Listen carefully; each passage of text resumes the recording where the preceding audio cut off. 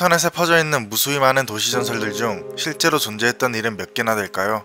그냥 입에서 입으로 전해지는 괴담도 있을 테고 아무 일도 아닌데 부풀려진 괴담도 있을 텐데요. 그런데 오늘 알려드릴 이 도시전설은 꽤나 섬뜩합니다. 우리들과 상당히 가까운 아르바이트 모집 사이트에서 생긴 도시전설이기 때문이죠. 바로 신일 의과대학교에서 고통감내 능력 실험을 수행한 아르바이트생을 뽑는다는 공고가 올라왔던 것이죠. 최저 시급이 4,110원인 것을 보면 2010년에 올라온 글인 듯한데요. 5달가량의 실험 기간 후 사례가 무려 5천만원입니다. 한 달에 1,000만원 가량의 월급을 받는 것과 동일한데요. 웬만한 대기업 연봉과 맞먹는 수준의 보수입니다. 흔히 알려진 생동성 시험 알바, 생물학자 동등선 시험이 아닌가 하는 생각을 할 수도 있지만 이후에 적힌 글을 보면 일반적인 생동성 시험 알바와는 확연한 차이를 보입니다. 이틀에 한 번씩 1에서 28단계의 고통을 겪게 되고 종종 의식을 잃는 경우가 생길 수도 있는 것이죠. 숙련된 의료진이 대기하고 있고 신체적 후유증은 없다고 밝혔는데요. 이 글만 봐도 수상하기 그지없습니다.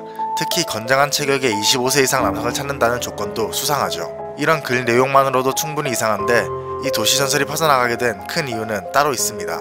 바로 채용기업이라고 되어있는 신일의과대학교는 실제로 존재하지 않는 곳이기 때문이죠.